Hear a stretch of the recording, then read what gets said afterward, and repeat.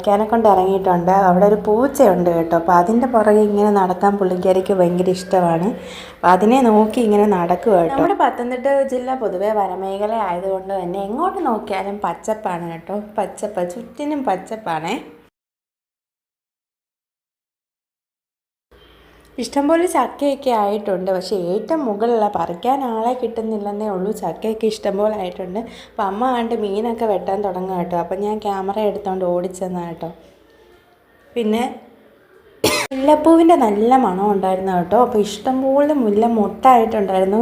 ചിലതൊക്കെ വിരിഞ്ഞിട്ടുണ്ടായിരുന്നു. അതിൻ്റെ ആയിരുന്നു നല്ല മണം. ഞാനിങ്ങനെ വിചാരിക്കുമായിരുന്നു എവിടുന്നാ ഈ മുല്ലപ്പൂവിൻ്റെ മണം വരുന്നതെന്ന് കരുതി ചെന്ന് നോക്കിയപ്പോൾ പുറകിൽ ഇഷ്ടംപോലെ മുല്ലപ്പൂ നിൽപ്പുണ്ടായിരുന്നേ. പിന്നെ എൻ്റെ അമ്മ ചൂരക്കുഞ്ഞാണ്. നിങ്ങളവിടെ ഇതിനെ എന്താ പറയുന്നത്? നിങ്ങളുടെ നാട്ടിലൊക്കെ ചൂരക്കുഞ്ഞെന്നൊക്കെയാണ് പറയുന്നത്. നമ്മുടെ ഇവിടെ അങ്ങനെ കേട്ടോ പറയുന്നത്. പിന്നെ നമ്മുടെ പൂച്ച മീൻ വെട്ടിക്കൊണ്ടിരുന്ന സമയത്ത് എവിടെ നിന്നോ ഓടി വന്നിട്ടുണ്ട്. അങ്ങനെ അവനെ മീനിൻ്റെ വേസ്റ്റെല്ലാം ഇട്ട് കൊടുത്തു. അപ്പോൾ ഒരാൾ ചക്കയുപ്പേരിയൊക്കെ പൂച്ചയ്ക്ക് തിന്നാൻ കൊടുക്കുകയാണ് കേട്ടോ. അപ്പോൾ ഞാൻ പറഞ്ഞു, മോനെ പൂച്ച ചക്കയുപ്പേരി ഒന്നും തിന്നത്തില്ല, അത് മീനൊക്കെ തിന്നത്തുള്ളെന്ന് പറഞ്ഞ്.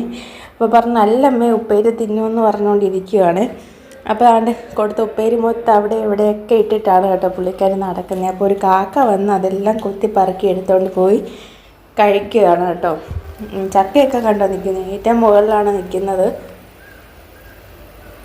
മുകളിലോട്ടൊക്കെ ഒത്തിരി സ്ഥലമാണ് കേട്ടോ. ഒത്തിരി സ്ഥലം ഇങ്ങനെ പരന്ന് കിടക്കുക, കാടൊക്കെ കയറി കിടക്കുക. അവിടെ ഒന്നും വീടൊന്നും ഇല്ല. ആളെന്തൊക്കെയോ നിന്ന് പൂച്ചയോട് സംസാരിക്കുക കേട്ടോ. പിന്നെ കണ്ണിമാങ്ങ കിട്ടിയിട്ടുണ്ടായിരുന്നു.